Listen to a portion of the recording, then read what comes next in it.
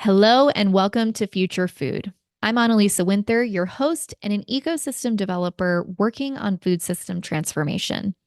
All of the work I do centers around facilitating collaborations that unlock innovation and lead to food system transformation. I do this by working with corporate innovation divisions and consulting investors who want to connect with the global startup ecosystem, as well as coaching executives, founders, and visionary leaders who are building this future food system day by day. I also speak on global stages, delivering keynotes on what the future food revolution is going to look like, what it means to be a visionary leader, and how to fundraise from aligned investors that really match your vision and values for the future so that you surround yourself with the right people to bring your desire, your company, your idea into being. I truly believe, and I've been in this game for quite some time now, that our future food system will be built on collaboration and regenerative business models that mimic how natural systems work. And in creating that future, each and every single one of us has a valuable role to play. Everyone eats, no one is excluded from creating our future food system. So, on this podcast, we explore different visions for our future food system, as well as the challenges of building this new paradigm and really entering into it, and what the new models for collaboration and how we can do business are going to be. It's really about coming into right relationship with one another so that we can unlock change. You will be hearing in depth interviews with leaders and organizations who are building a better future through food and really embodying new ways of thinking, doing business, and showing up that honors people and the planet, as well as mini-sodes that explore what it means to be a leader working on food system transformation. Our industry is so unique compared to so many others because we work with the natural world, and that operates on a very different time scale and at a very different pace. So the resiliency and the mindset required is different. It takes something different to be a visionary leader in this space.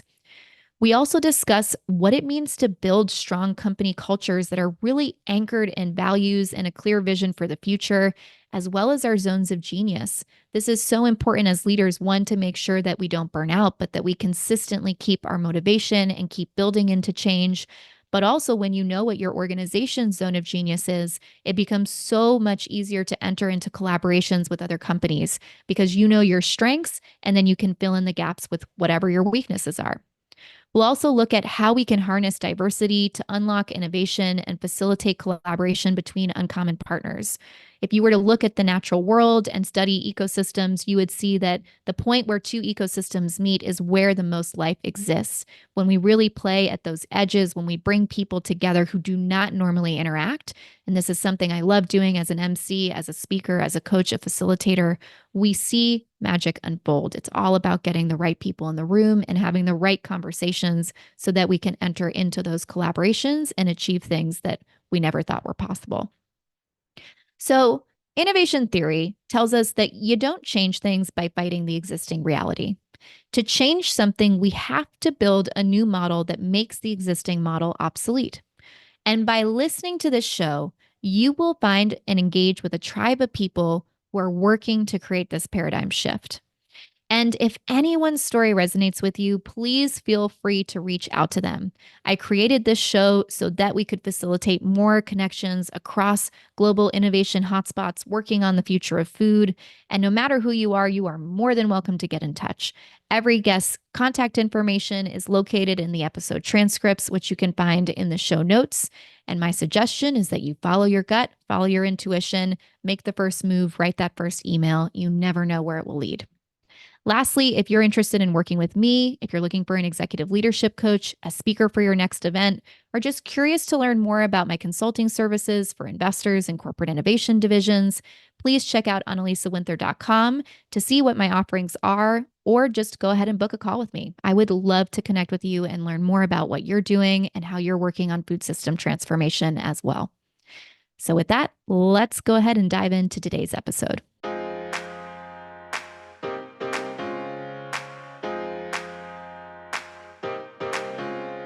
Today's episode is juicy.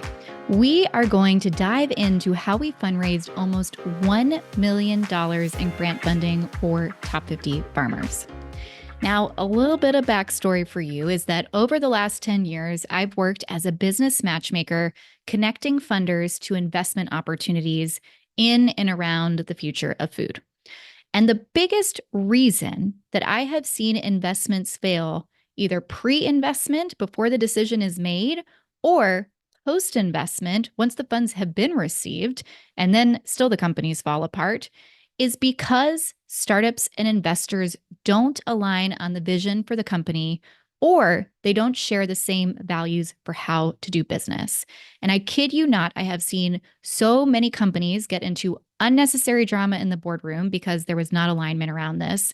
And then I've also seen companies fall apart because they just did not agree on how things should be done or where the company should go. And we do not want this to happen to you. So this is why I started working with startup founders to help them fundraise millions from investors that really get what they're about. And what I've found is that particularly for startups working with food, with aquaculture, and with climate, this really matters because we're not dealing with software.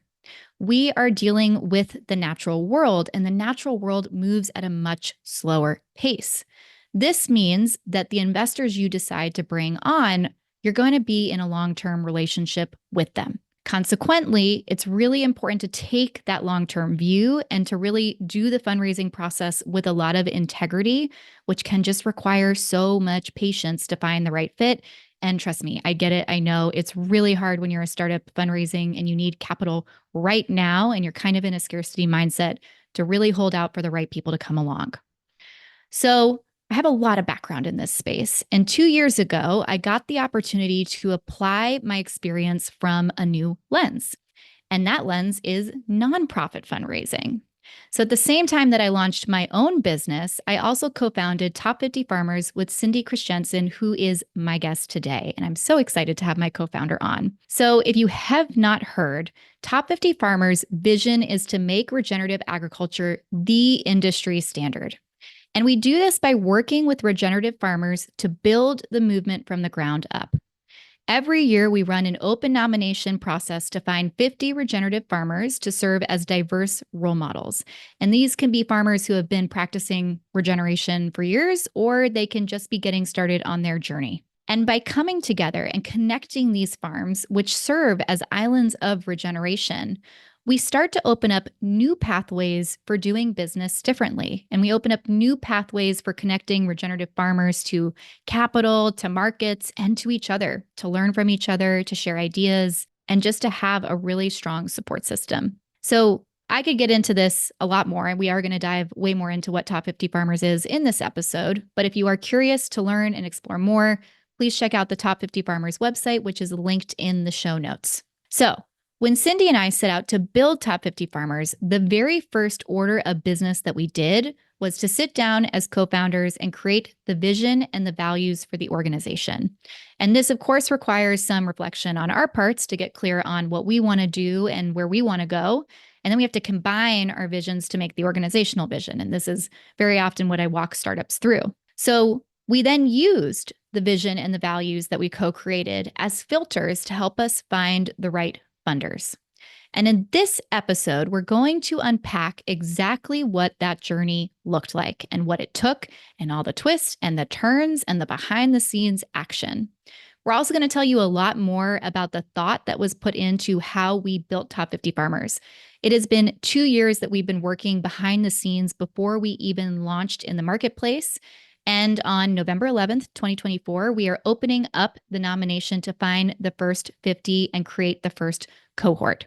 So if you are a regenerative farmer and you would like to be a part of this and be a part of this movement, please mark your calendar, go to the top50farmers.org website to apply. And if you know a regenerative farmer, let them know about this opportunity. You will also have the chance to nominate a farmer from your community and basically give them the little nudge that they should say yes to stepping into being a role model and sharing their voice and their story with the world so that we can open up these opportunities and make regenerative agriculture the industry standard. And so much of doing that is changing the narrative that we have around farming. It is making it sexy again, and it's also opening up those pathways to have capital so we can encourage profitability as well as access to markets and really share the knowledge that is growing in this space by the day. So, this is a very, very exciting episode. And again, if you're curious to learn more about Top 50 Farmers, you can find the website in the show notes. And if you're interested in working with me to support in your fundraising process, you can learn about coaching opportunities on analisawinther.com. That link is also in the show notes. Let's go ahead and get started. Hello, Cindie, and welcome to Future Food. I am so excited to have you today to talk about something that we have been building and having in the works for about a year and a half now.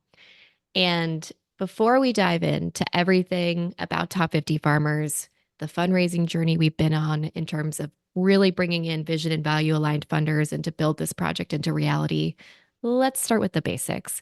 Tell me, who are you? Tell our audience who you are and how you came into this work of regenerative agriculture. Thank you so much, Analisa. It's exciting to talk more about this. We have spent many hours on this project now, and it's exciting that we can now share it with the world. So my journey into food already started in 2015, where I started my own company called Foods of Copenhagen. And that led me very much into food and hospitality. And later on in 2021, I sold that company to start Footprint Nordic. A few years before that, I went to a talk about regenerative agriculture. And the first time I heard about this, I was like, whoa, this has potential. Why have I never heard about it before? And so on. And I decided actually to spend 3 months just to visit different farmers, regenerative farmers around Denmark, to understand the differences in organic, biodynamic, regenerative agriculture, everything. I am from a conventional family, actually, so I haven't been into agriculture my whole year, but there was so much to learn, and there still is. So back in 2021, I decided to found Footprint Nordic, which is a non-profit organization dedicated to scale regenerative agriculture. Back then, only focusing on the Nordic countries, and by that also working with hospitality. We have set up a program that we call the 1% Initiative.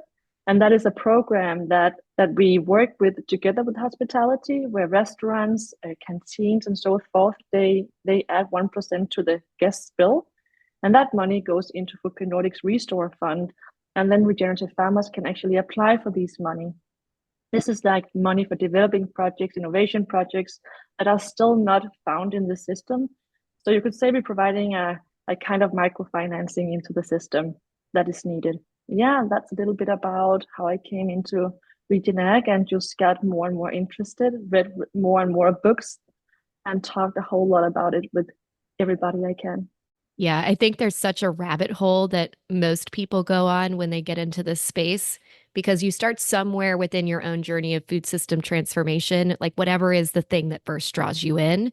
And then the more you read about the food system, the more you learn, the more you realize that the base of everything is our soil. And when we solve for our soil, we solve for everything that then goes up the chain. And it's so powerful that it kind of becomes the most base thing. And I often feel like regenerative agriculture is that movement that's the foundation that's then enabling so many other things to happen, including a different way of thinking, regenerative economy, regenerative thinking, regenerative leadership, regenerative mindset, everything. And we're seeing it seep into different industries. I will say one thing I love about your work in Footprint Nordic is very much this focus on enabling restaurants, canteens, other hospitality providers to reinvest in the supply chain that fuels their work. I just think this is an important piece in terms of providing links in the chain of realizing that you can't serve food in a restaurant if you don't have the farmers or the producers who are cultivating it to begin with. And this is a really cool way of connecting the consumer, the restaurateur, or whoever is in that capacity, and the farmer so that they're really operating in a symbiotic ecosystem.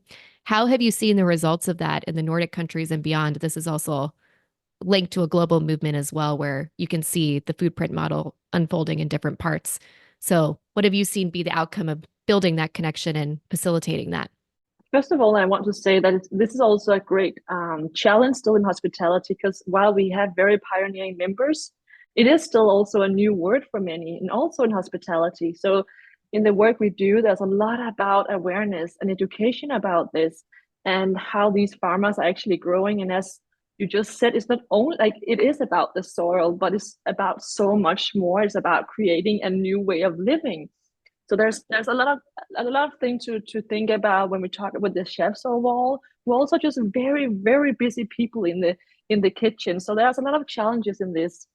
But what we have seen is, as soon as a restaurant, for example, they add this 1%, a lot of new questions arise, right? So suddenly it's like, oh, so could you tell me a little bit more regenerative agriculture? Why is this important for you? Could we maybe meet the producer? And suddenly you are building this bridge between the producers and the chefs and the hospitality.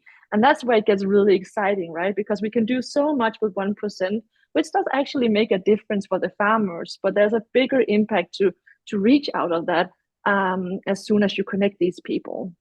That was one of my very first learnings when I started this podcast. One of the early interviews I did was talking about procurement at scale. And when you look at different institutional kitchens that are serving thousands upon thousands of meals a day, many times the people working in those kitchens have never been out in the field. They've never met the Mm, producer. They just show up and they go to work. So there was a whole movement and a link in this chain to actually say, what if we did field trips and we took them out in the yes, field so they could build those relationships? And it changed everything. It changed how they related to the product. It changed how they used the whole animal, or they used every single piece because they had a newfound respect. It changed the relationship and how they do business together. So it's very powerful when you actually know who's in front of you and who's behind you in the supply chain and see the transformation of a product from the soil to the plate. exactly, exactly. I mean, we have no clue how we grow food anymore. And what I see when people come to the soil and they start understanding how food is grown, they connect to it in another way they have not done before. And when you understand how you actually grow food, you just appreciate your ingredients more. You appreciate the people. And while the chefs is so important, I mean, they do need the producers in the end to do anything. So this relationship between chef producers and growers is extremely important. And also, I just want to say, like the hospitality, they have like extreme buying power. So let's say that whole hospitality, they change the supply chain, right? That is kind of where we need to go. That would have a very big influence. Yeah, and I often get the question when I deliver keynotes on the future of food, what can the consumer do? Do we even have any power in this system? What can we change? And this is just another example that every time you eat, you vote for the food system you want. Yes. So you're eating multiple times a day and choosing different ingredients, choosing to also know your suppliers, choosing to eat at restaurants that provide this kind of supplier web makes a huge difference and has major ripple effects that impact the global biosphere. So everyone should feel empowered. And then it's little things like this that nudge us also in the right direction of building stronger relationships and local resilient food systems. Exactly. And with the 1% of food Nordic, you as an eater are actually making this difference. So it's a way of connecting the whole system. And while Food Nordic is operating in the Nordic country, we also have the Asian department, you can say, and also in the US. So there is a lot of momentum around changing the supply chain and getting more capital out to the farmers in a different way that we actually have seen before. Yeah. So no matter where you're listening from in the world, you can Google this and you'll find that there are restaurants globally who are participating in this. It is a big movement that is unfolding globally. Yes. So clue us in then to how the idea for Top 50 Farmers then came about. You started in Foodprint Nordic, and then how did that lead us into this concept? And let's explain from there what Top 50 Farmers is. Yeah, so founded Footprint Nordic back in 2021. The year after, I was invited to a small castle on the island called Fyn in Denmark to do a presentation about our work in Footprint Nordic. And that summit was held by Astonor Ventures. I think it was the day after I did the presentation. We were a group of people meeting after breakfast for these breakout sessions. And we sat around this long table with both startup founders, chefs, investors, a larger group, I think, of 10 people, 10, 15 people. And here we were discussing the Nordic gastronomy, the Nordic rise of gastronomy. I can come back to that. But we talked very much about how could we give farmers the same opportunities as we have seen happening with the chefs over time. Today we see chefs like becoming famous. They got a new platform. They got a voice for change. People are listening. They have their own TV programs. It seems like people are connecting much more with the chefs today than we just did um, 10, 15 years ago. And when we go back to the Nordic rise of gastronomy, is because I say that because if you look back in Denmark 20 years ago, we kind of didn't have any food culture. And you, as half American, you would know that Denmark was mostly known actually for our bacon. That was kind of the only thing people talked about back then. Nothing really exciting happening on the food scene for sure. But then we got the new Nordic Manifesto, and so on. So many things happened. You saw a new ecosystem involving around Nordic and local gastronomy, and that was when I founded my first company, and that was a very exciting time for both chefs and everybody working in hospitality. And back to the summer, we were talking about how can we give the farmers the same opportunity. But one in this group said, how about something like top 50 farmers? Could that work? And I think all of us were like, yeah, that sounds cool. Of course, we had no clue what we were talking about at that point. It was a brainstorm and an exciting conversation. I thought to myself, I could see at least some kind of project that also fitted into what we already do in Footprint Nordic. It's been very important to me that the work that we do is farmer first, and how can we create new opportunities for farmers. And I thought, okay, let's see, this could be a great opportunity to involve our work and give the opportunity to the farmers. So I raised my hand actually and told Eric, who is the co-founder of Astonor Ventures, that I would be happy to take this project on. And so it happened actually that Astonor became the first funder of top 50 farmers. And then I think I met you in Copenhagen, Yeah, and the rest is exactly. history. When Cindie and I have been in process building top 50 farmers, we've really been seeking to build a regenerative organization and embody the principles that also come with this. And we also want to be transparent about that's, we'll get to this too, one of our core values, but transparent about the process and what it's like in this way forward, which is also why we're recording this today to be like, let's tell you how everything came to pass. We get a lot of questions. We're more than happy to share the story. But I love that the way Top 50 Farmers was born was out of this campfire brainstorm where we had so many stakeholders from across the value chain and the supply chain coming together from across Europe in spirit of saying, what can we do to scale regenerative agriculture? How can we put a spotlight on these farmers? We know that the model we have right now is not working. We know that farmers are barely able to break even in many cases. The industry is propped up on subsidies. There's not a lot of respect for the works that farmers do. They're often blamed for climate change, and it's not that sexy. And at the same time, the more we looked into this, the more we realized that less than 12% of farmers in the EU are under the age of 40. So we're also facing a generational gap and really a big question of who's going to grow our food in the future. And if we don't change how this industry is done, then it's not going to happen. Like it's just not going to be something that people want to do. And at the same time, I think both you and I had the experience having been in this industry for quite some years of knowing there's also this counter fringe movement that's going on of all these cool people who are leaving their day jobs or have been farming Yeah. in this way for quite some time. And they're not in the media. You wouldn't know about them unless you're really in the industry or you've done your homework or you've connected with local producers. But there's actually a lot of people who are rethinking what does agriculture in the future look like? How can I do it in a way that's going to steward the planet and feed the world and really bring us back to those indigenous roots of how we existed in harmony with nature and saw ourselves as part of this greater ecosystem rather than controlling it from the top down. And that's the movement that I know both you and I were so excited by and being like, this just makes so much sense. It is absolutely true that 30, 40 years ago, being a chef was not cool. It was kind of a job you did if you couldn't do another job. And then we had Anthony Bourdain and these celebrity chefs and TV shows and the rise of the chef being put in the center of society. And we've met so many chefs on our journey so far in Top 50 Farmers who have just been like, oh my gosh, this is about time that we share the spotlight because I, as a chef, would be nothing. I would not be able to produce, going back to also what you do in Foodprint Nordic and just connecting those links in the supply chain. Many chefs acknowledge that their food would be nothing Mhm. without the high quality produce and the work of the farmer.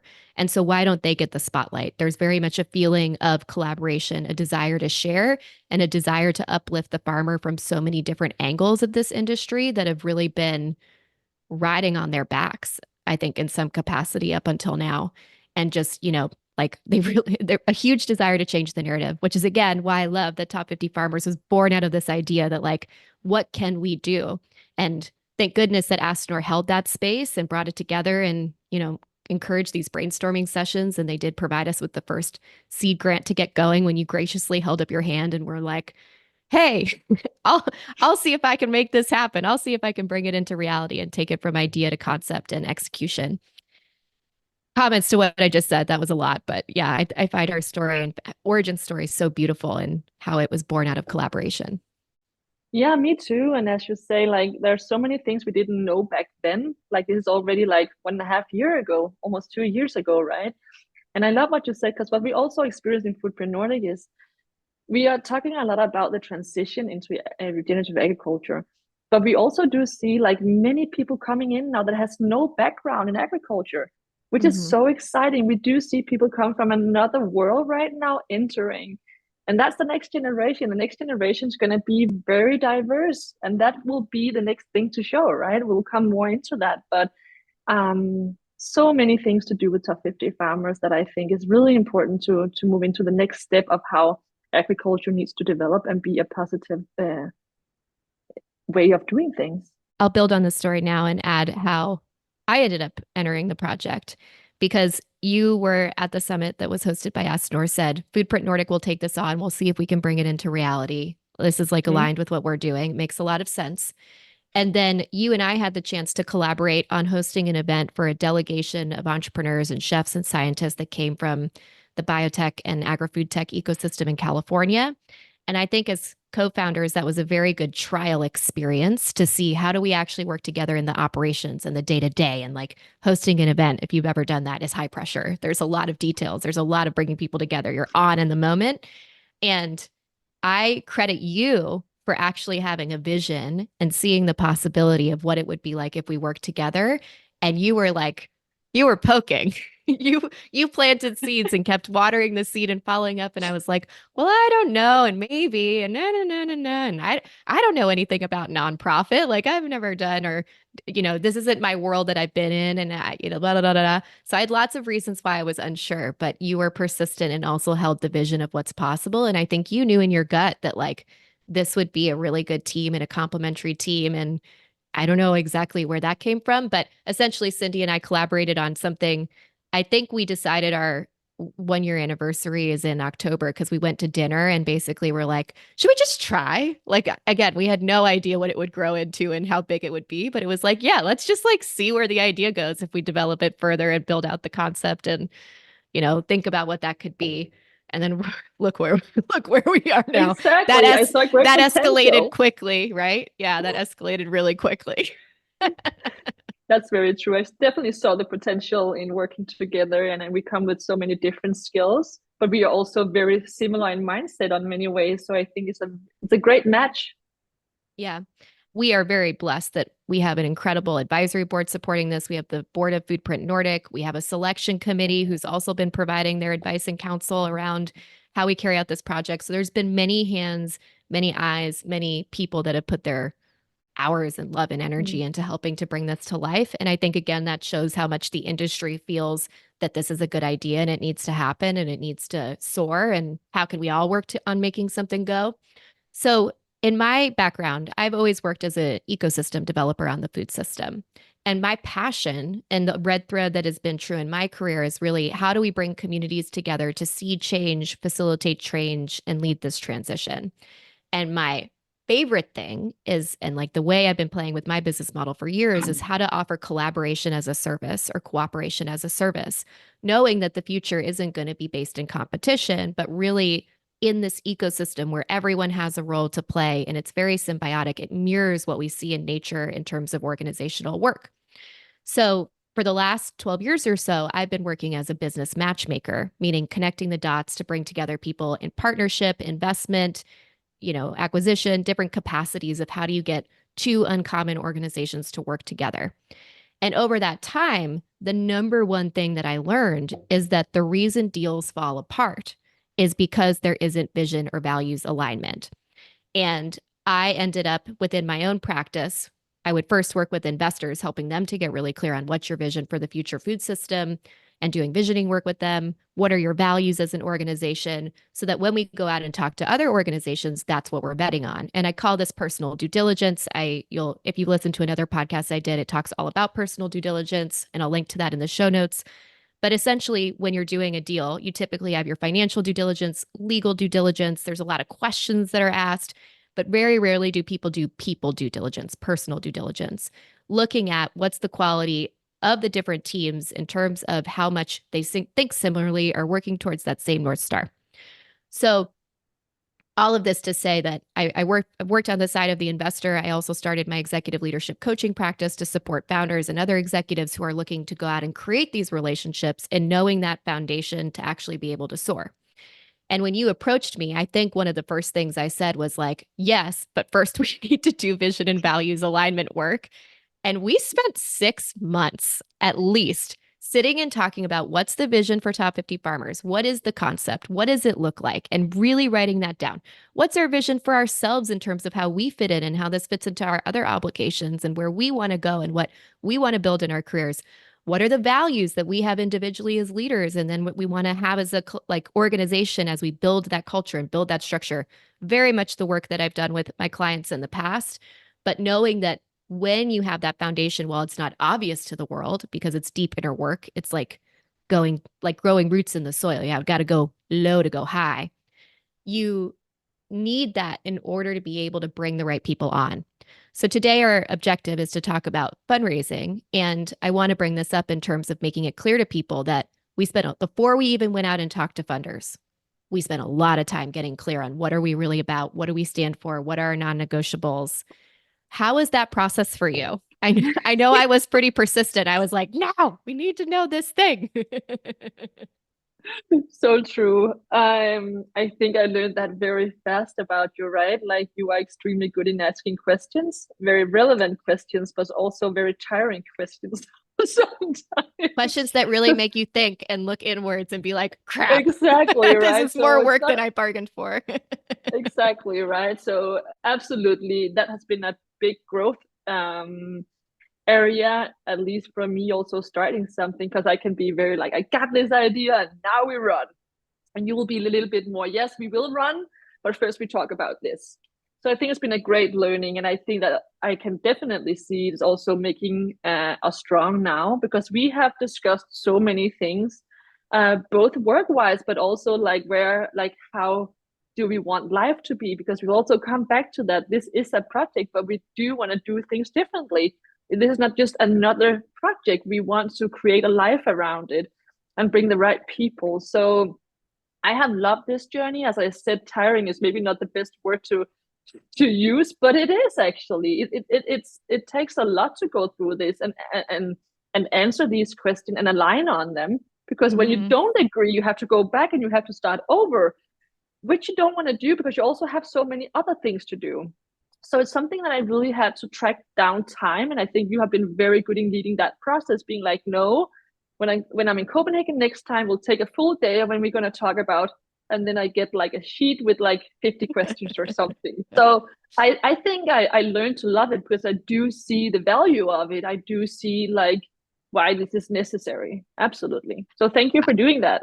Thank you. It's a deep passion of mine, and I see it very often, especially with entrepreneurs or intrapreneurs or executives who are leading new business development projects in a corporation, is you have to really build up your personal power and confidence to be able to get buy-in for a new idea and get people inspired by something that doesn't exist yet. Because we're basically pitching the future into reality. And that's what's been true with Top 50 Farmers is like, this is an idea that was on a piece of paper, like it existed Yeah. in the ether. And then how do you bring it to life? And how do you actually get people to trust you and believe that you can hold millions of dollars to carry it out and to actually make something go? And I found that there's really 3 layers of visioning work, and that's what we went through as well. One is what's the vision for the future? What do we imagine the future food system to look like? For us, it's been a conversation around regenerative agriculture being the industry standard and really having that be the North Star of our job is done if that's the predominant way of thinking about farming.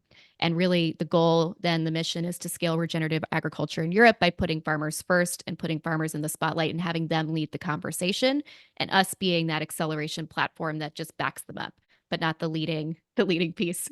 I'm laughing. I'm laughing Me too. because we've spent so much time talking about this. It's fun to share it. And also True. arguing over wording. How do we describe it? Like the small little things. So Cindie and I have lots of like, okay, we spent a lot of time talking about that word. But there's always first the vision of what does the future look like, and what do you, when I meet someone and they don't actually have an answer, they're working on the future of food, but they can't tell me what they imagine the future food system looks like, and they're doing entrepreneurial work or new initiatives. I'm like, you got to go back to the drawing board, because how are you I know coming in it's not fun relationship to with meet you anyone? there. It's not fun to meet you at that. Be ready before you meet Analisa and Winther for that. I'll ask you some hard questions. But you do like how do we build something collaboratively together if we're not in agreement about what that is? And that's what this podcast has also been exploring for the last 5, 6 years is what are people's visions? Where are they going? How do you then collaborate with them to make it go faster, to make it happen? So always starting with your vision of what does the future look like? Where do you want to go? What's the impact you want to create? Underneath that, then we spend a lot of time, as you mentioned, discussing what is the company going to look like? What is the organizational structure? What that's the vessel that moves us towards that vision and makes it a reality, Mm. like our ship that's guiding us towards the North Star. And when you're building an organization, you get to decide how it goes. Do we want to be digital nomads? Do we want to be in person? Do we want a 4-day work week? How much vacation? Like anything you can imagine in terms of what lifestyle is it enabling? What kind of culture is it enabling? How do you show up? That then is also a huge conversational piece that is best done before you talk to investors, because they're going to also have influence and expectations around what kind of company are you building, what objectives are you meeting. And the third piece of that visioning work, so impact, company, what kind of company do you want to create? And then finally, what's your personal vision? Where do you want to go? What's your zones of genius? What position do you want to hold? What are your roles and responsibilities as you grow with the organization? Over the last 12 years, I've seen a lot of executives, entrepreneurs get kicked out of the position they really wanted because that wasn't part of the negotiation, or they got promoted into something they didn't want. So there's a big piece here too of knowing this is what I want to own, and then delegating the rest and being really good at knowing here's what I'm good at, here's where we need support, here's where we need to build a team. Like this is again how I want to live. And one thing I appreciate deeply about you is we both have a huge focus on putting our health first and making sure that we're healthy to be able to be good leaders. And I think Yeah. most leaders have been close to burning out. And if you resonate with that, like probably because you've been doing a lot of good work, but it's really easy to forget yourself. And it's really easy to forget your health, your sleep, your family, your friends, the things that also nourish us. So we've spent much time also being frank and talking and designing and thinking about how do we have a company that again acts in that concept of regeneration and making sure that we're healthy to do this for many years to come and really succeed in that. Any thoughts or things you want to add there? Yeah, I think that's the most important thing for me because I building different companies and projects also it's a tough run and it's not a sprint, it's a marathon. And it's a 50 farmers, it's an even longer, it's an even longer marathon, right? So I can't imagine like building a project like this and not being aware of this because it's not gonna be fun and it needs to be fun. It's so much hard work. And as we often discuss, it's interesting because we are looking into having actually a team that's very family focused. I think we all have this. We want to have time to family, and I do really think that for us to build this project and to build an impact, we need to lead with that also because that's also part of the future and the world we want to see. It's not only about the project, right? I think there's so much to learn and like not keep in the way we do organizations and companies right now that we actually need to leave behind and Mm-hmm. think in a new way. So absolutely, we have spent a lot of time around that, and we still do because it is not easy when you fundraise and you don't know. There's so much risk when you start something new. Yep. Holding that vision and what the life you want at the same time, you also need the money, right? So very important. I would say, like in my opinion, that is the most important. Of course, the value alignment between you and me, but what is the life we want to live? Because this is life. Yeah, and that's truly what keeps motivating you as a leader. It's, of course, the impact, but you need to be able to sustain the impact also for yourself and your family and everything else. And Yeah. we've spent a lot of time basically with anything and everything when it comes to building something new. One, knowing what's the existing system, how is it normally done, but then also going, but why? Do we Hmm. want to do it the same way or do we want to do something differently and not taking anything for granted just because, air quote, that's just the way it is? But thinking like, does this resonate with our vision, our values? Does that make sense for us? So, of course, it's a conversation that's ongoing. And that's where we can definitely do another episode just talking about building co-founder relationships because you need to have that open line of communication and keep coming back. And I find that having done the vision and values work, it also makes it easier to communicate because it's not just an emotional based, well, I feel we should do XYZ. You already have it in stone of like, well, this is where we're going. What would best serve that North Star? What would best serve Yes. that vision? These are our values. What's most in alignment with that versus what I think or my ego thinks versus what someone else's ego thinks? So It true. makes it way easier to bring together stakeholders and align them because you can quickly get into drama of just opinions and that's not really going to serve the organization. And that's why deals fall apart between investors and funders or co-found investors and founders or co-founders. It's often because there's this like, I'm not heard or it doesn't feel good or whatever's going on, or I disagree about how that decision was made. So you just want to preempt that as much as you possibly can. Yeah, I completely agree. I'm very happy for the work that we have done. And also to say, like, this work is not done yet. As we also get more into the project, as we travel, as we meet new people, as we develop, we also develop. And then we have to talk again. I think we experience that all the time because we Yeah. are human beings and we are super complex too. And so it's that's something also that needs to be developed over time. Over time.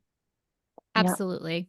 So I think now would be appropriate to explain exactly what Top 50 Farmers is, because we actually haven't introduced what we're doing. And then we can talk about how we've exactly brought on the funders that we have and what that process looked like.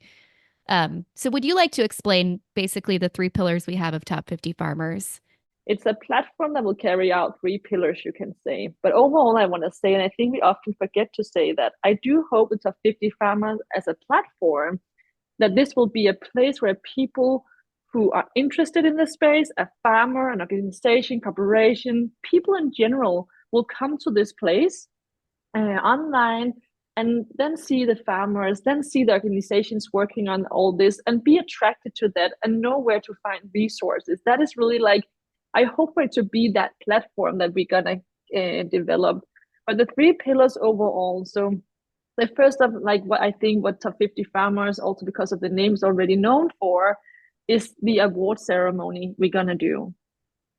The award ceremony is very much about identifying, finding, champion new role models in agriculture. Because as you told before, we are facing a generational gap right now, and young people, the next generation, will not like they're not interested in agriculture right now, and that simply has to change.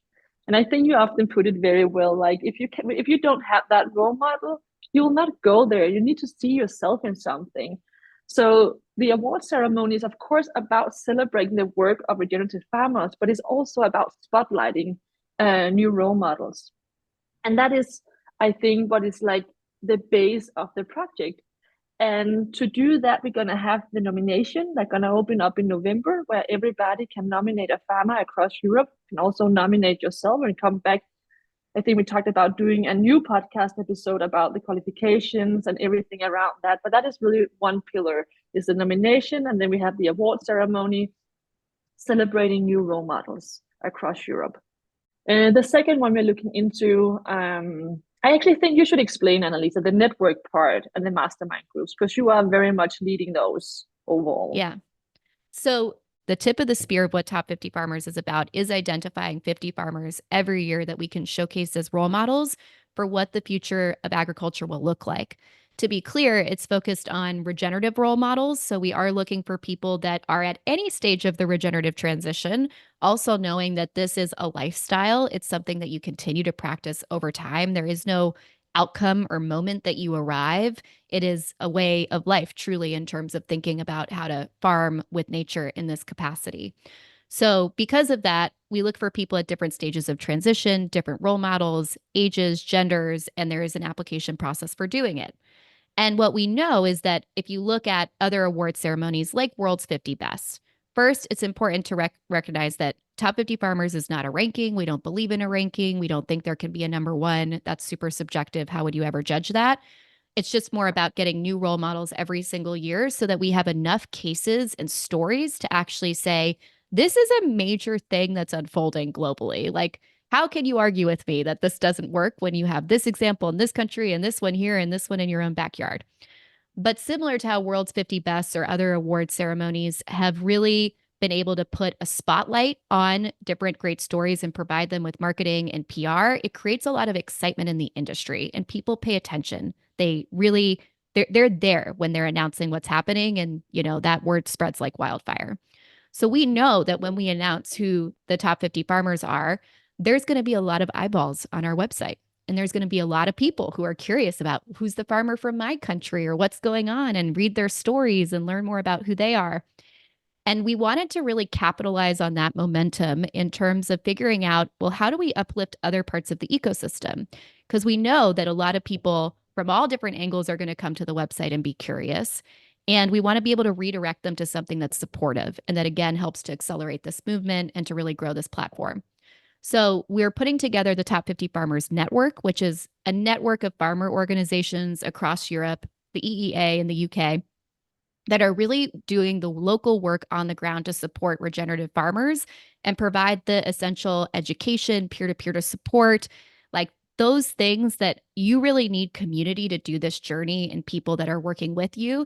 And we want to be able to funnel people directly to those sources that if they're interested in starting their regenerative journey, that's the group they can go to who can help to connect them to different resources, but also to showcase that this, like right now, a lot of the movement feels kind of piecemeal or it's like a very disparate things and there are a lot of things going on, but there's no one-stop shop where you can go and see what are all the organizations supporting farmers in the transition to regeneration across Europe and how do I get involved.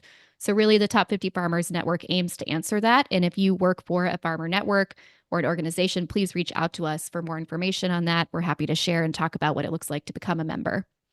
We also know, and this is something we've seen consistently in our journey so far in building this, is that so often farmers are talked about in important decision-making rooms, but they're not actually a part of the conversation.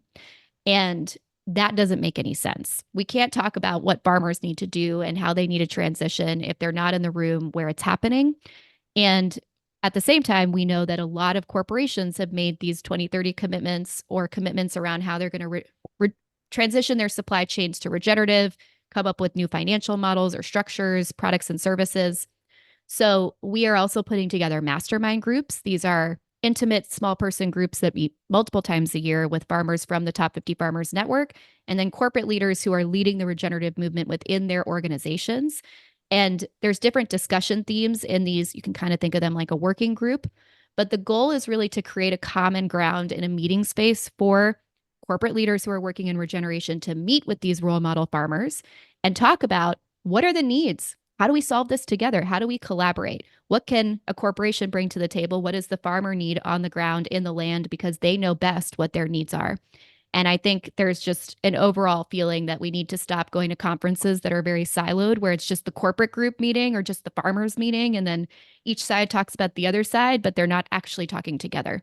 So that was a key point too. And you can hear in this explanation between thinking high level, how do we establish role models? That's really based on stories. Stories seed change. And stories are able to influence generations because you have that role model to look up to. You have examples. And we've seen that in the media already with Kiss the Ground, Big Little Farm, a lot of other 6 inches of soil. These movies are already changing people's lives and, creating a new narrative around what agriculture is going to look like and attracting people to the space. And then we think about, well, how do we then work on the back end? We want to connect people to those local networks. We want to make sure that they're also working with the corporate supply chain who's also buying these products and procuring at scale. So those are our three pillars: the award ceremony, the network, and the mastermind, and all working together to create this ecosystem to accelerate this movement and involve different actors in different capacities to make it happen. Very well said. That is what we do. Exactly. And I think it's now very important. I'm like, correct. You can Yes. tell. Can you tell if you're listening that we spent a lot of time thinking about this and talking about it? And this is why we've been really good at pitching, I have to say, because we got so clear on what we want to be a lighthouse for, what our vision is, what we want to execute. And when you go out fundraising, people are going to have a lot of other ideas of what you should do, or did you think of this, or have you thought of this? But because we already decided and we were aligned, we were able to kindly say no, or that's not for right now. Maybe in the future we'll put it in the idea parking lot. But it creates strength to really attract the right people because we were clear on like, this is what we're doing. This is what we're not doing. This is how we've thought about it. Because of course, it's interesting when you fundraise. People want you to have all the answers, even though you're just getting started in fundraising to like build the idea for the first time. So you actually have to know more than you think you should know for being in development stage because that's what people expect. It creates security for them to be like, oh, well, they had a good answer, or at least they knew how to field that question or, come back to it in a different capacity. Would you agree with that? Yeah, absolutely. And it also goes back to like how to actually do a good budget. I don't say that we are not going to change anything, but I do feel we had a very good base to do a budget and go out in the world and say this is actually what we need. Where we actually heard in the beginning like, oh, that's a big budget, and we're like, no, it's not. This is what we need to carry this out.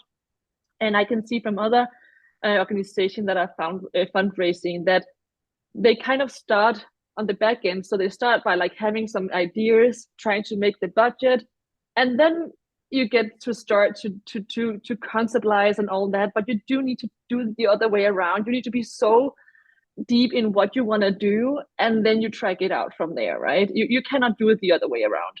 So, put another way, we started first with what's our vision? What kind of activities do we want to do to carry out that vision based on also what we want to do and our strengths? And we talked a lot about like, well, what can we do? Like, what do we know how to Yeah. do? Like, that's also key for us to pull this off. Like, starting a new career in an area I have no idea about. Like, I can't even think what a good example would be, but that was a key piece too of realizing like, well, what can we add? What can we bring to the table? What's our role in this ecosystem? And then Mm. set up different relationships and collaborations from there.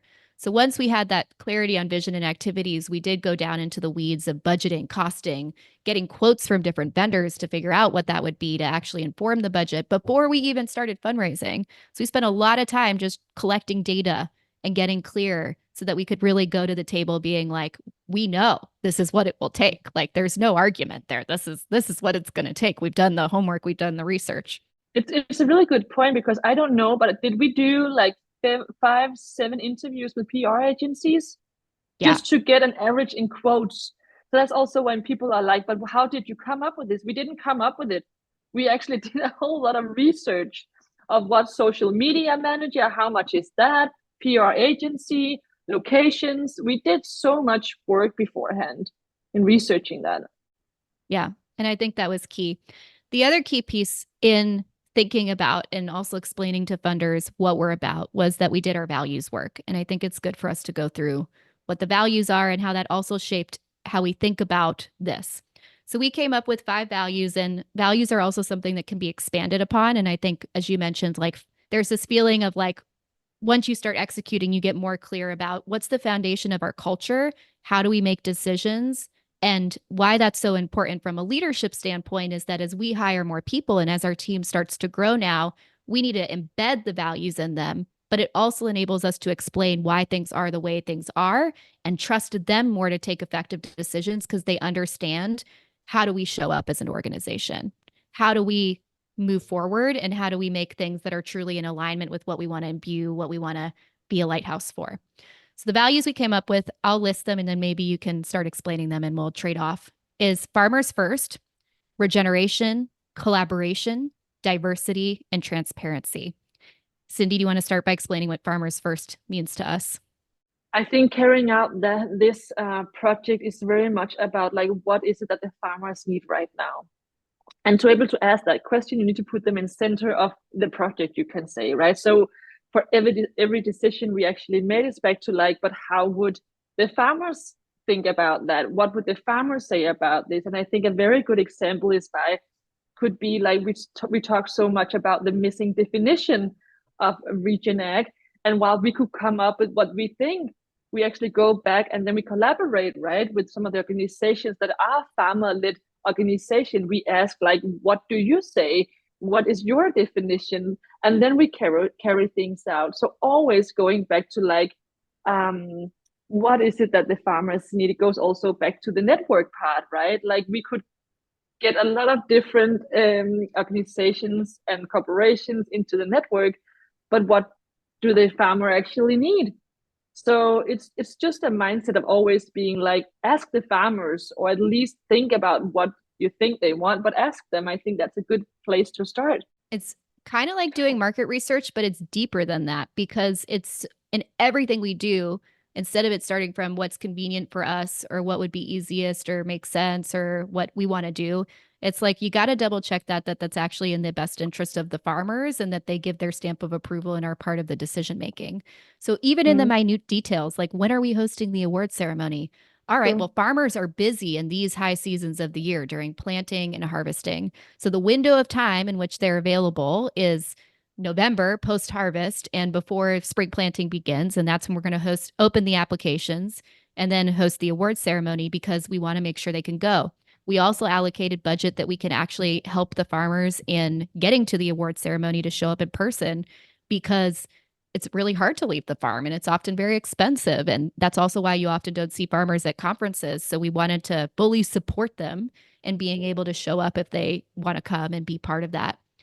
Mm. So it's really influenced every level of our decision making to question and double check, like, is this really putting farmers first? Yeah, and also when it comes to the application, right? The questions we ask in the application is mostly about like, what do you need? What are the barriers? Are you looking for investment? So we really just try to open as many opportunities by always asking questions, asking the farmers the questions. And I think that's what we have done the most since we started, is like asking, like, we have thought about this. What do you think? Is that also what you need? So I think it's about asking questions all the time. You putting farmer first is about asking questions, to be honest. Mhm. Absolutely. Our next value is regeneration. How would you define that? I think actually we talked about it in the beginning without knowing too much. I mean, you have done a lot of regenerative leadership courses. For me, it's a lot about patience. So I think, and we have also talked about that while there's a lot of things we need to do and we want to do very fast, it still comes back to like, we can't, there's things takes time, good things take time. And that's where regeneration comes into, for me at least. And what we talk about is like, we can do so much. And at some point you can't do more with this right now. And you have to let the universe a little bit like bring it out there for you to actually move it further. So patience for me has been, when we talk about regeneration, in many layers actually, both in our work and how we carry out the relationship with other people. I love that framing of its co creation with nature, but it is very much understanding the principles of regeneration and then looking at how do you apply them in an organizational context.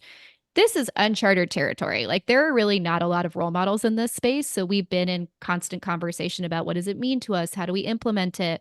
What does it look like? And just setting our own standard. And that can, of course, be revised, but playing with that and playing with that edge for me, it also really means that we walk the talk.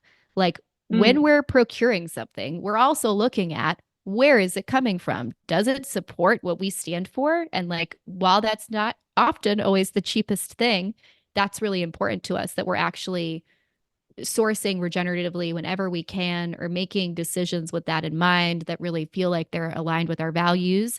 And I think that's a huge thing because that's the small decisions that get made in an organization, like which way to go and understanding that all those things have ripples and make a difference.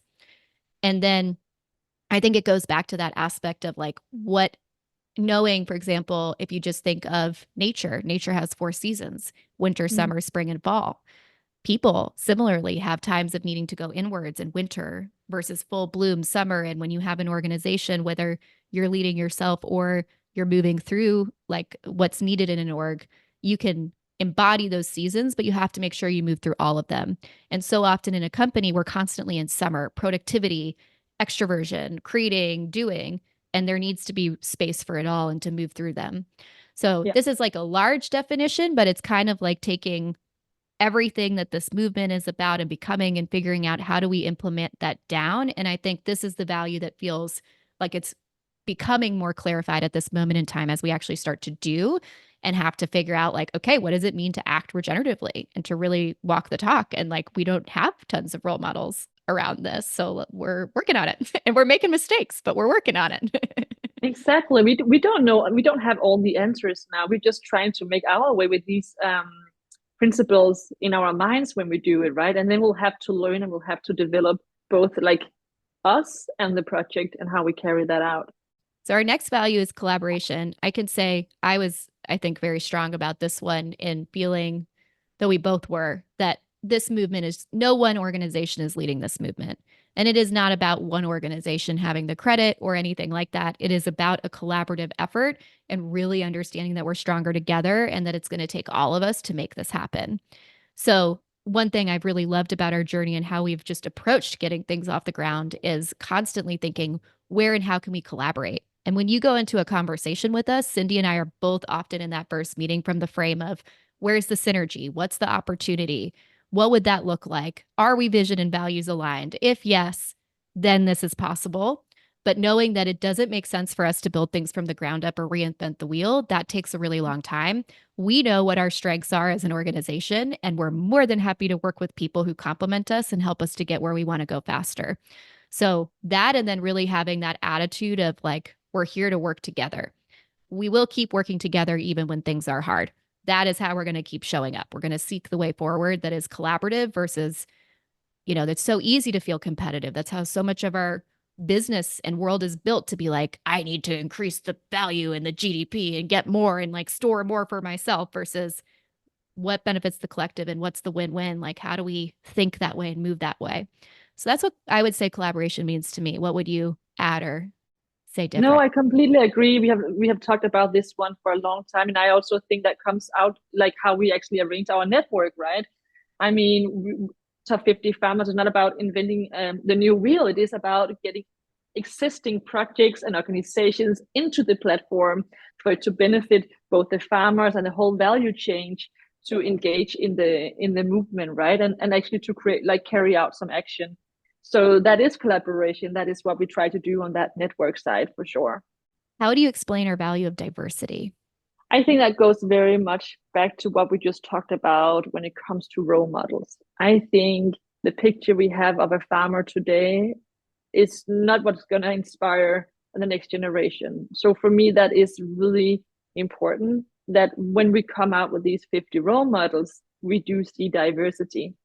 But of course, it also comes into what we are creating in the organization back to that the selection committee, the advisory board, the board of directors, and so on. And we are not done there. We have much to do still there because when you launch a new project in an organization, you need to go with the people kind of in your network to begin with that you are value aligned with, right?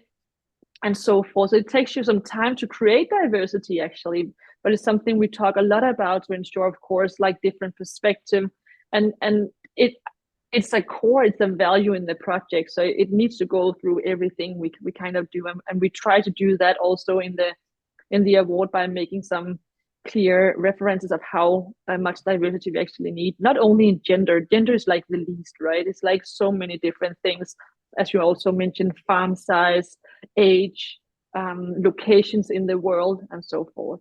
To me, diversity is such a reflection of the way that nature operates and how to build resilience and really building True. resilience on all levels as an organization within the farmer role models in everything we do, and understanding that if you don't have microbial diversity in the soil, if you don't have diversity of plants, if you create a monoculture, those systems are very vulnerable and they fail. Yeah.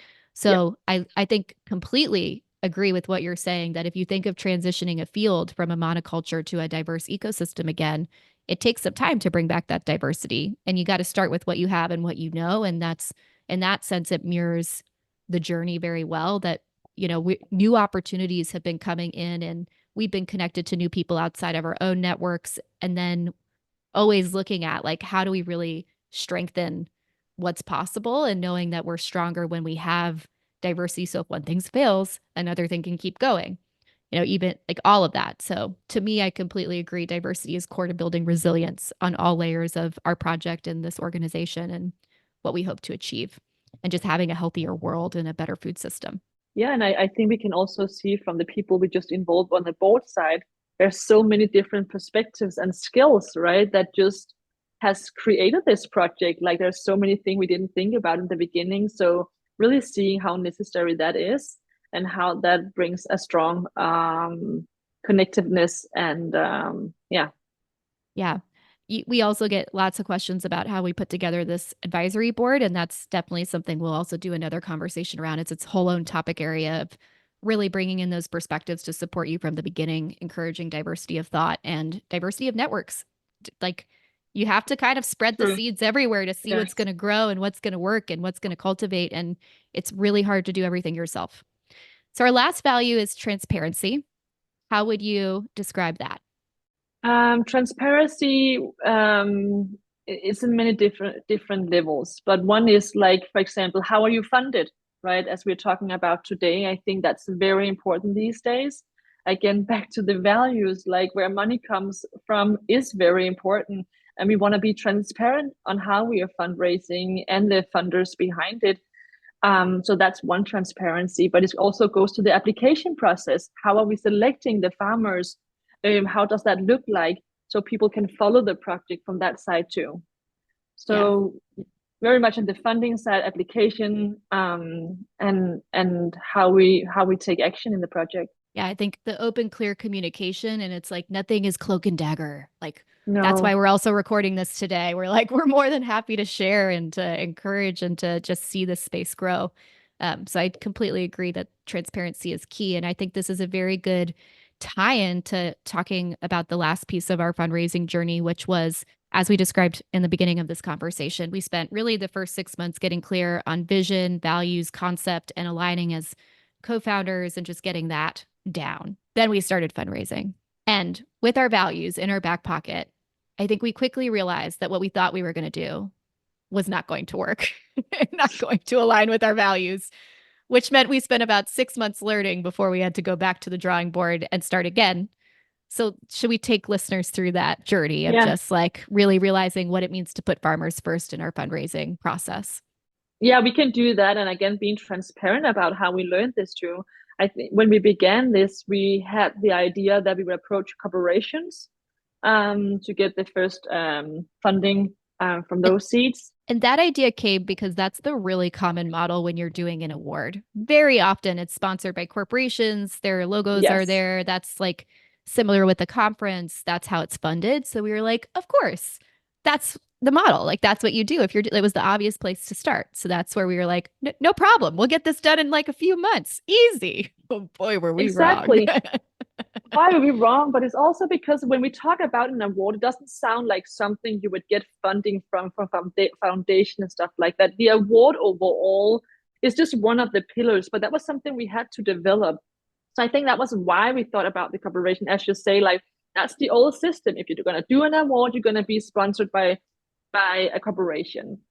But as we moved into that journey, we could also see how difficult it would be to keep the values once, but also like keeping the agenda that we want with this project and also having farmer first everything. But of course, like we all know if a big corporation comes in, they have another agenda. So how can you keep your own if you're so dependent on those money? So we really had to go back and have a conversation, of course, about like, okay, but how do we do it then? My experience with foundations, family offices, and so forth was very limited.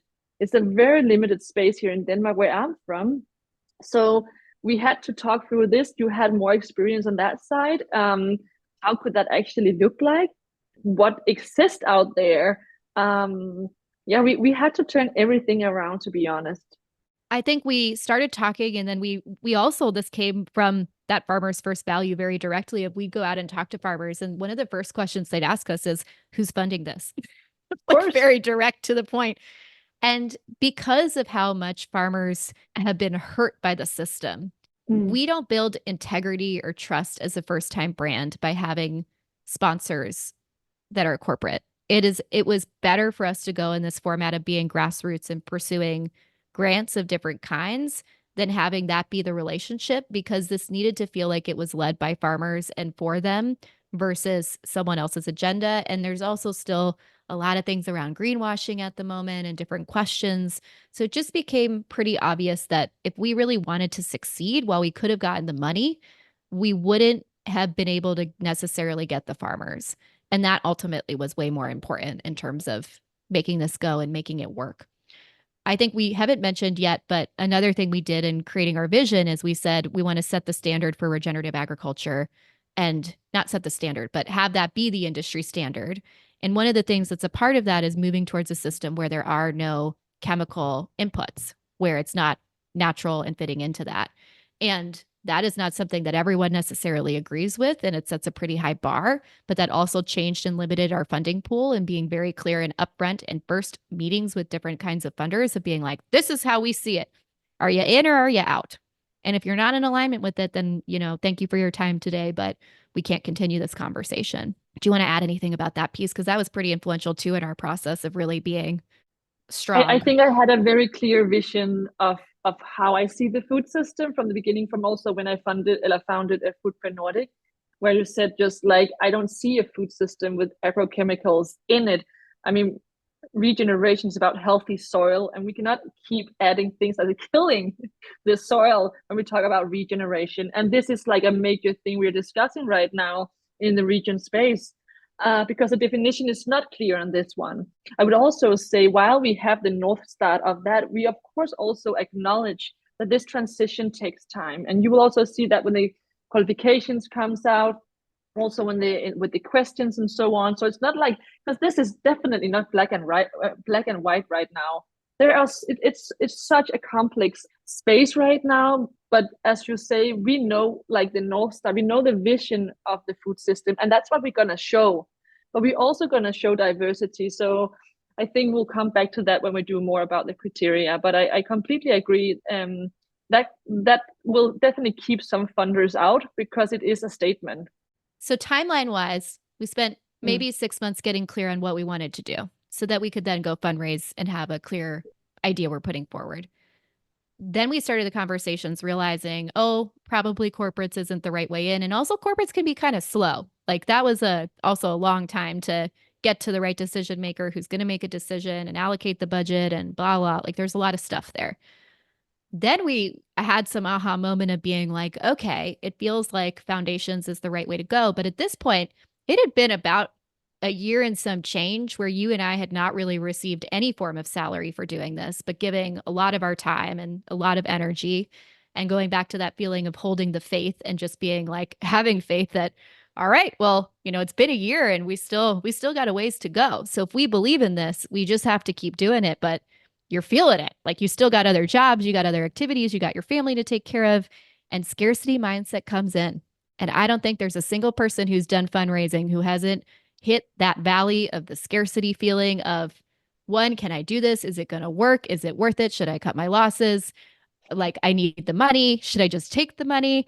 Like, all the voices and the things that come up in the process. And we felt that. Like, we don't want it to seem like it was roses and rainbows and flowers and sunshine, because we definitely had a lot of hard moments of just being like, oh my God, are we going to come out on the other side? Like, when are we going to get a yes? When Exactly. is something going to happen? When are we going to get paid? Like, this is hard.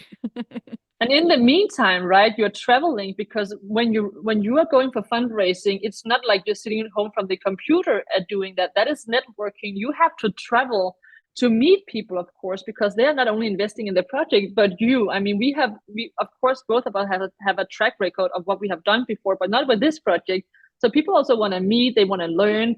So holding the vision, combining that with all other activities of running organizations, a business on your side, and then also doing this fundraising, which is traveling. I think that is still a barrier in the fundraising, right? It's like it is very network orientated. Many of them are still invitation only. So there's a lot of work to do in that.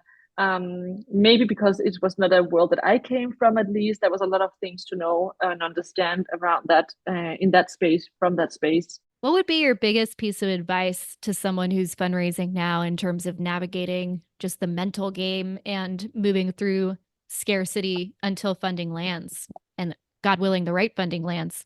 Because that's the other thing too, right? You might get the funding, but then this is what I see in my coaching practice a lot. People take in money, but it's not the right money. And that causes drama in the boardroom later or other headaches.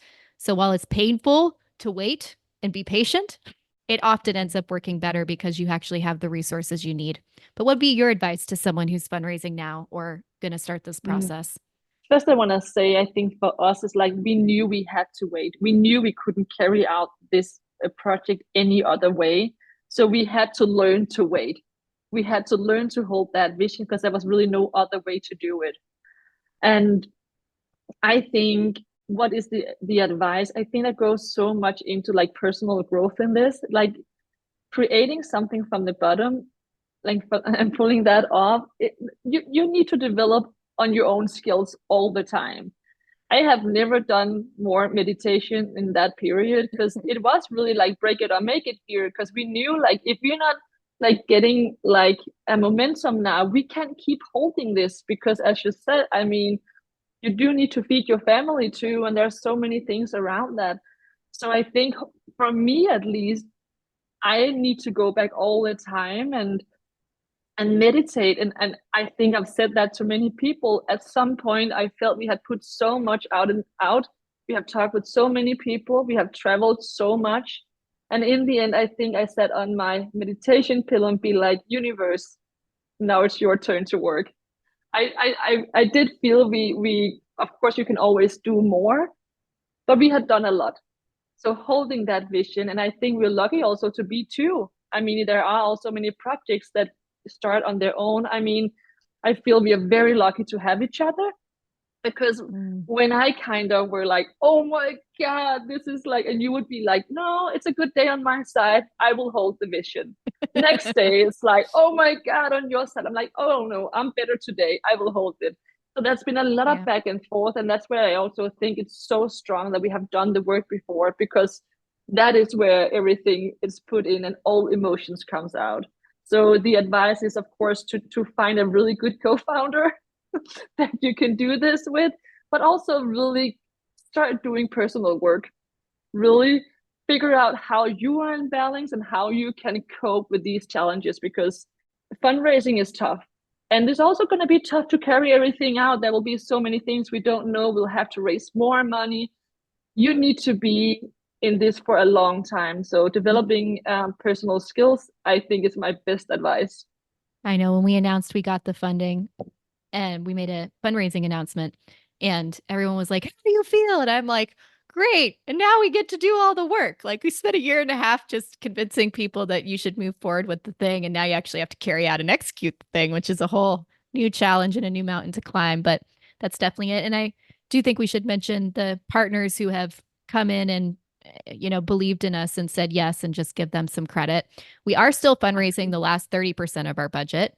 So if you are a funder and you're hearing about this project now and thinking, we'd love to provide a grant, or we're a family office, or you're a high net worth individual who thinks what we're doing is good and you want to be part of Top 50 Farmers Journey, please get in touch. But otherwise, we have a big thank you to the Avena Foundation based out of Switzerland, as well as the Doan Foundation from the Netherlands and the Nest Family Office, which has a foundation based out of Belgium. And that's been very cool to get, in addition to Astenor, who was our original seed grant funder. But that kind of amalgamation of really different organizations from across Europe and fitting into that vision of top 50 farmers spotlighting European role models. And that's also the constellation of who's backing the project now. And we have a 2-year project budget. So that's what we fundraised for is 2 years to start with. And then, of course, you keep fundraising and you figure out what the next steps are after that. My last piece of advice that I'll add on is that one, very likely, and I don't know any founder that hasn't experienced this, or again, even if you're doing it within an organization and ushering a new idea forward, like you're probably going to break down. And I think we need to normalize that there's going to be bad days and you're going to want to lose your shit and just like throw it all away. Like you're just going to have bad days. And yes, of course, you need a team around you that's able to step in and hold the vision and be like, you're having a bad day. It's okay. I'll give you the grace of the bad day and feeling like this is hard because it is challenging. And I often tell my clients that like the first year of doing anything new, it's all foundational work and it's mindset, confidence, and your literally your money struggles. Like your relationship to money is also going to come out in full force and you're going to have to account for it and confront it in terms of how you Yeah. feel. My biggest recommendation is always to try to take the pressure off yourself as much as possible. So, if that means having another job that sustains you, because if you're in the position of having your whole livelihood resting on this money needs to come in, which is often the case if you're also doing startup fundraising, you're going to be more inclined to have to make sacrifices because you need to eat. Like that's just part of the game. So it's tricky and it's not always what's done, but finding a way or really having personal runways, savings, like whatever you're willing to give to make it happen. And I think that's a deep question to sit with yourself with. How much am I willing to give before I'm like, I just can't go forward with creation? And I do think there's a moment where you connect with the universe and go like, if this is meant to be, if you want this to exist, now I need help. Like I've done it as far as I can go. And truly, and it was in that moment, I think we both reached it in April at the same time. And then the money came like this. And we got 70% of the project budget more or less in 4 weeks. It was nuts. And this was not like we were waiting to hear back on applications. It was just all of a sudden it came in like a waterfall. And we were like, what? Okay, this is It's so crazy. true. Yeah. But really that like one, take the pressure off yourself. You have to co-create with the universe and be strong, but also make sure that you're taking care of yourself because if you're already burned out before you even get started, like that's not going to actually help you build the thing. No, and I think there's something about time, right? Like it just takes a lot of time, especially if you have other engagements, activities on the same side, which is, as you said, sometimes very needed. So you don't stress totally out of on the money side, but that will make it take longer also. So I think we also really need to talk about like, why is it that we have to create everything super fast? I Mm-hmm. mean, if we, I mean, we both had other things to take care of too, and that also gave some. I don't know. We needed to prolong that also because we need to engage in everything. And looking back, I don't think that was a bad thing. I do think, of course, we wanted this so badly to happen, but it's not like we would be completely out of nothing if it didn't. Not putting all your eggs in one basket, so to speak, which is a great diversity metaphor that also comes from farming of like, if you're investing with your portfolio, you don't invest in one stock. You make sure you have that resilience, that diversity of income to support you. And then, of course, it takes time to grow something like anything you want to do. Completely agree. Exactly, because you also have to learn if the world needs the project, right? We could, I mean, at that summer we had the idea. Okay, this could be really cool. Then we carried it out. Be like, okay, is this something farmers and people want? We got a very early indication that it was needed, but in the last end of the fundraising, we were like, okay, if the worlds need this, it will happen. If not, okay, we will be very sad about that. But you cannot create something that the world does not need. Absolutely.